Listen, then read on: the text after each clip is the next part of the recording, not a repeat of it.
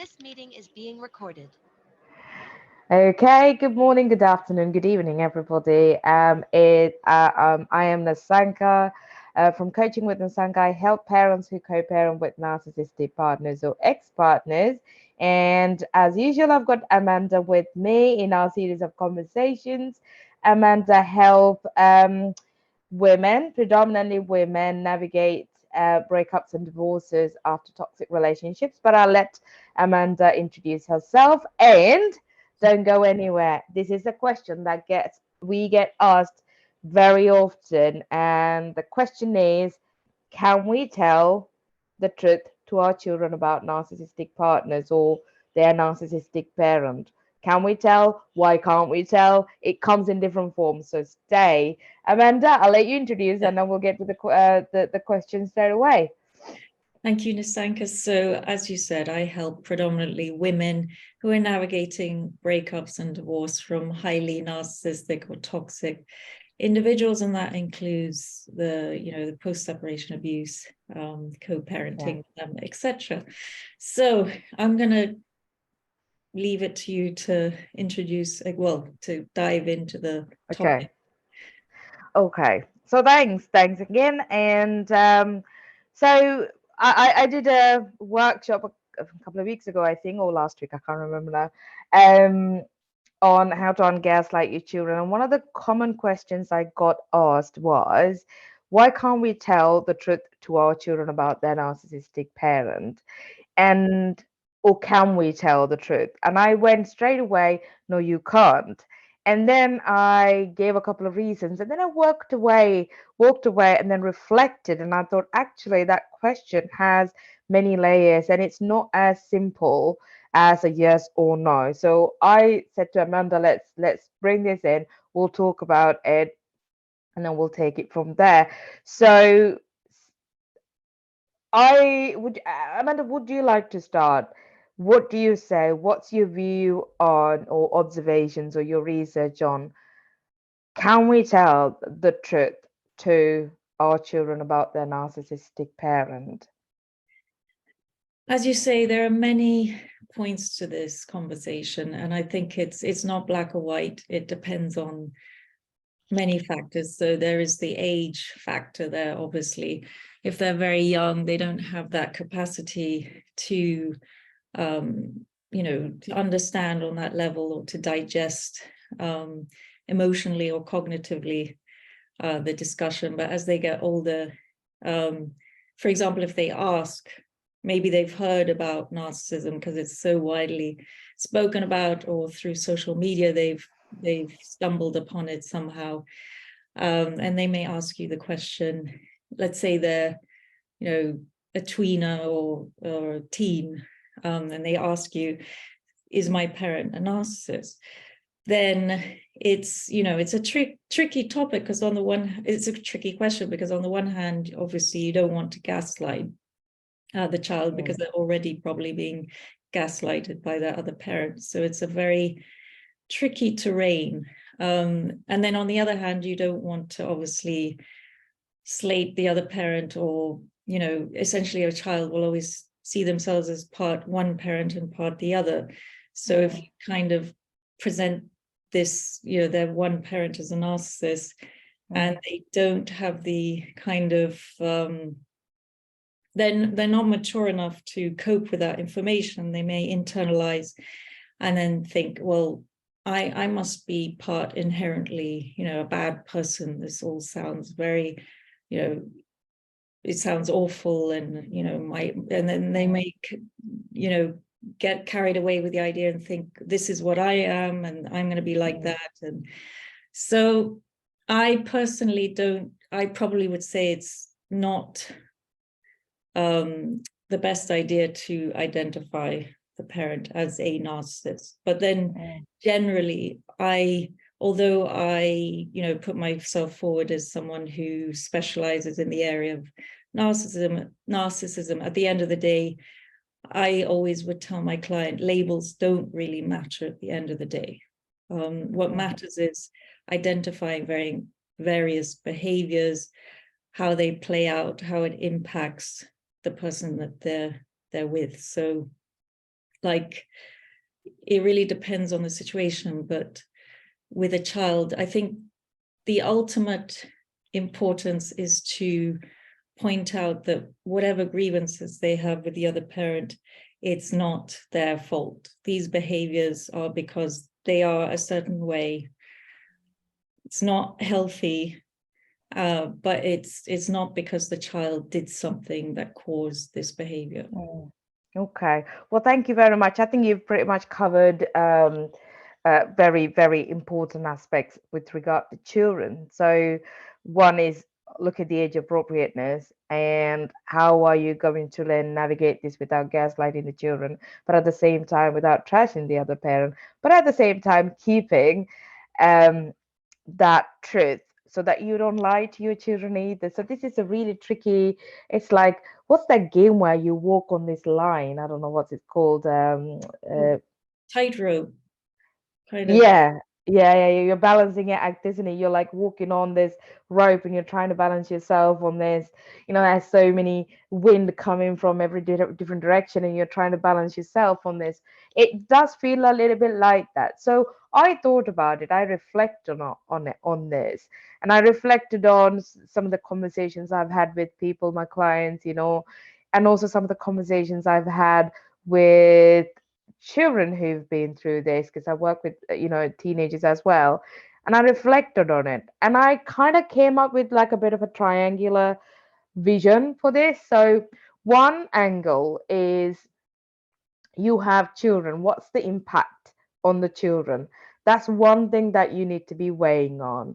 Second thing, and this is how you can balance these answers in these situations, the second thing is, what outcome are you as an adult looking for in this situation, right? What is the outcome that you're looking for by telling the truth? And what is the truth, by the way? And then the third is, where does this impulsivity, or what makes you want to tell the truth? What is the intention, urge behind wanting to tell the truth? There's three things that you've got to kind of pay attention to. If I'm allowed, if I may be allowed, Amanda, I don't mind taking them all through the 3 points. So number one is the children, the outcome, so the impact on the children. I think you've covered it very well there. Children as a survival mechanism, they love both parents, even in the situations where there's severe abuse towards children. Children will pledge loyalty to the parents, right? It's just the way it is. It's the survival. It's human nature. So children are maybe beaten up and assaulted and sexually abused and neglected, but children will still say, I love my parents, I want to be with them. So there is something about children loving both parents. So when you say something against the other parent, right, there's this confusion in children. Who should I believe? That's one thing. There's also the risk of children then going to the other parent with the information that they have been given, and the other parent, and it's backfiring on you because the other parent is a narcissist. There's nothing wrong with them in their head, right? They can't do no wrong. You're the problem, right?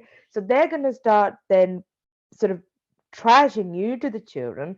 Then they're receiving two conflicting information with two different tones, and they're now trapped in a crossfire between these two parents, and they don't know who to pick to pledge loyalty to. So they'll be in a situation, if you let me finish the sentence, they'll be in a situation where they just don't know which way to turn to, right? I was that child. I know how confusing, painful, and traumatizing that is, because you want to protect one parent against the other, and then you want to protect the other parent against the other, and you're just like, and then you end up coming up with all these lies that you're telling yourself as a child in order to protect them. The end result is that you become the parentified child.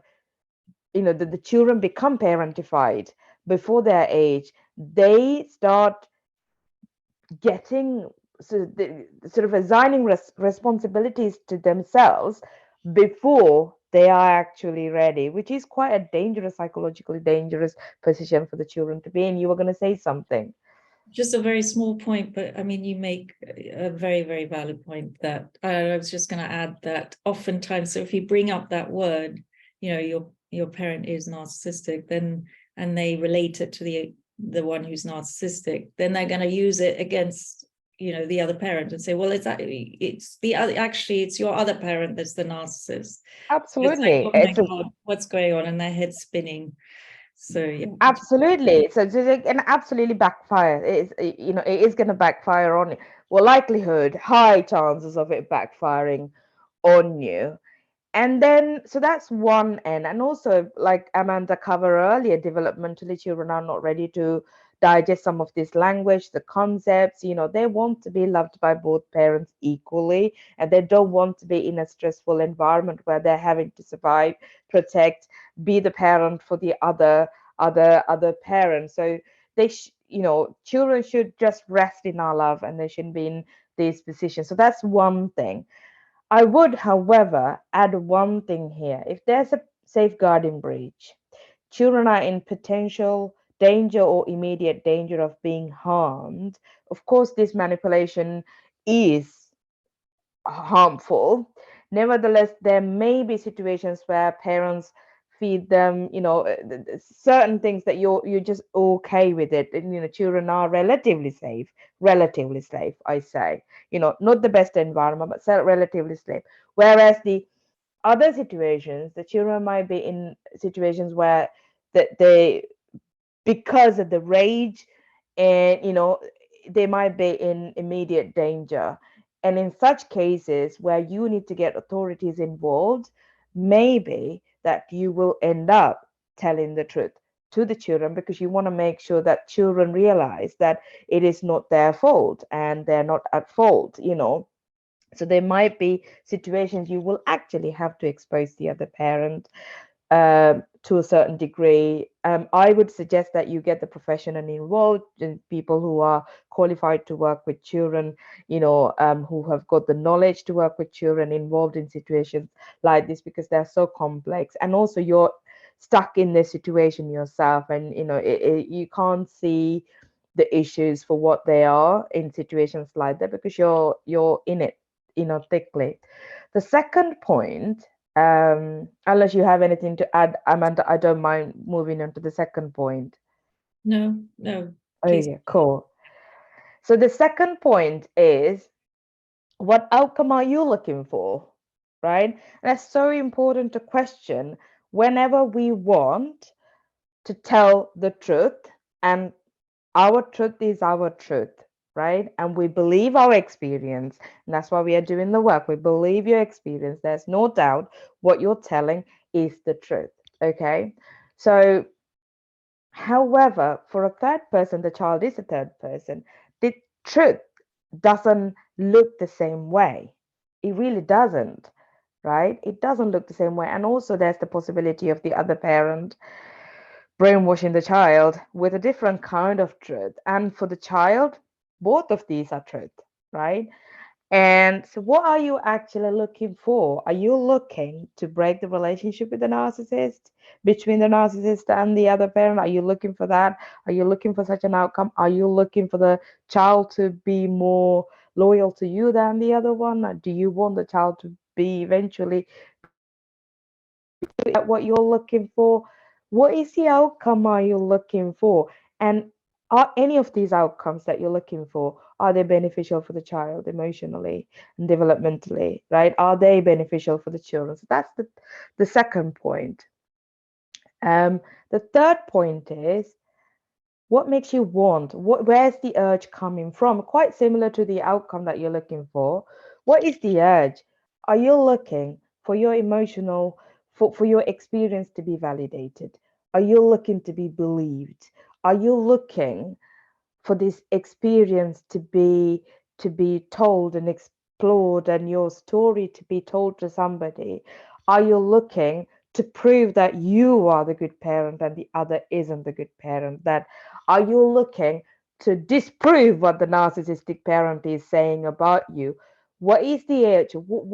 Exactly are you looking for in the situation? Because if you're looking for any of these things, your child is not the point to be to talking to. Your point, your place is a therapist room. Somebody who understands the scope, landscape of narcissism, that's your place, right? You can't have a child listening to you and validating your emotions, then you're reversing the roles, right? You can't let that happen. It's already happening with another parent. You can't let that happen, right? You've got to be, like Amanda said, the one solid parent here who is ready to listen and validate the child's needs, but it's not the other way around. And it's not as easy when you're in the thick of it. I've screwed up many times. So if you have already screwed up, have some compassion. Um, I've got a couple of people who helped me out and who have helped me out in the past. Nevertheless, I've still screwed up because I went into this dysregulated. How dare you? How is this happening? It's so unfair. This is not fair. I'm the one who's doing it, Mm. right? How dare you? You The really injustice piece is huge. injustice piece, the grief piece, the injustice piece is just so heavy and it's just so huge and it really does make you feel so dysregulated. And because you're a human being, you want to be heard, you want your truth to be told, but your child is not the place, not the person to turn to. And I think you need to look at all these three things. And I wish there was, and I think we were talking about this earlier before we started the conversations. I wish there was a black and white handout that you and I can come up together and we can give it out. Right, do A, B, C, D. Right, A, B. Like do the step one, do step two, do step three, and you'll be sorted. I wish there was one. There is one, but it's not as easy as that. The step one is for you to recover from your own trauma. That's your step one. Step two is to build skills so that you can be conscious and connected with children. And you need the skills to trust me when we become parents. We come with none of these skills, right? Winging it is not going to work in a situation like this, right? Winging is not as as strong as being intuitive and being connected. Winging can happen from a very conditioned place, right? It can happen from a very traumatized space, right? Winging is doesn't work. That's why. And like I said earlier, you're gonna screw up many times, and it's okay. Rupture and repair is so important. You screw up, that's fine. Reflect. You Yeah. go back. Take responsibility, take accountability, and it was you who lost it. Yeah. It was you who did not act responsibly, and therefore not your fault. You repair the relationship and give the reassurance that you need for your children. So That's a huge point. Amanda, The huge just point. the taking the responsibility, which obviously a narcissistic parent is not going to do. I mean, Yeah, unless there's an ulterior motive that, yeah, but they just cannot take responsibility. So essentially, I mean, I think that gives a lot of breathing space for people to hear, I can mess up. It's of normal. course, it's You know, normal. everyone makes mistakes, but there is that repair work that can be done, which in itself is amazing because you're modeling these correct behaviors that the narcissistic parent would never be able to do. Absolutely, absolutely. You're really creating something, you're creating something. We recognize light because of the darkness, right? And just like you said, we recognize sour because we recognize the sweet because there is a taste called sourness, right? And just like that, children will recognize what's unhealthy when there is something healthy in their life because healthy feels good energetically, healthy feels good emotionally, it feels safe. Healthy feels safe, right? When children feel safe in a situation, they learn to recognize where they feel unsafe. So you can create this environment. I'm not saying an ideal environment. I don't think any of us can create an ideal ideal environment. None of us can be perfect. parents, like in this situation, we're dealing with our own trauma. So have a lot of compassion for yourself. I mean, I cannot emphasize enough about self-love, self-compassion, and self-acceptance, the importance of this, in all of this. And, you create that healthy environment so the children recognize. Children will be unable to recognize what's happening in the other end when we ourselves fail to create that because of our own ongoing trauma. It is not a blame game. This is not me putting any, we're trying not to put any blame. Here's the bottom line is we brought children to this world. One of the parents is failing significantly, badly, you know, um, and then you're left to deal with it. It is so not fair because we're not meant to do this alone. And we were not going to do this alone. We didn't make it happen alone. So to be left in a situation to be doing this alone as a huge part of it is so unfair. And recognize that, sit with it, have some compassion, reach out to people who are able to help you in these situations, who actually understands, not the kind of people who says, this is something that I was actually told by somebody when on a very rare occasion I turned for help, some actual help, and just, oh, you chose to leave, you deal with it. I was actually, where's the empathy in it, right? Where's the empathy in it? So recognize people who can help, right? My best advice to you is if there's anybody you can connect with who've been through similar experience, they know immediately what kind of help you need and to give that help empathetically. So gather around these people and get help. This is not something you're meant to do alone. And we shouldn't be telling ourselves, and I've said this in a couple of occasions, um, stop me if I'm getting carried away, Amanda. This is such a passionate conversation for me. But you know, we are enough as people, but we're not meant to be doing this on our own. Raising a child is meant for a whole village, whole entire village. Yeah. It's not meant for you to be doing alone. The village is disappeared, right? The child, other parent, emotionally and possibly financially, physically just disappeared. You're left, right? So if you're standing in this desert, looking around, feeling so isolated, feeling like you just have no help, well, then shout out for help. That's the best thing you can do. Absolutely. Paid or unpaid. Yeah. Right? Yeah. No, I have a visitor, my furry friend, who's making a bit of noise. I apologize. He wants to come in the conversation. But no, I think everything you've said it's been beautifully communicated. And the other point as well is that, as you say, we weren't born equipped with the tools to how to manage these situations. And on top of that, in our childhoods, perhaps we didn't have role models who were able to show us, how to behave in various situations. So that's doubly, challenging. But as you said, and we all make mistakes, but we can always, today decide, I want to develop awareness. I want to learn the tools. I want to be better equipped to help my child. So it's not too late. So, and if you feel that, as you say, if you feel you're not, super equipped now, you can reach out for help.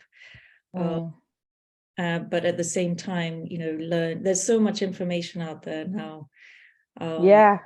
So many books, podcasts, etc. 5-10 years ago, there was very little information out there. So the amazing thing about technology today, and is that there's a lot of information and there's so much more awareness. So even if you can't afford to get help, there are so many free resources out there. So. Absolutely, absolutely.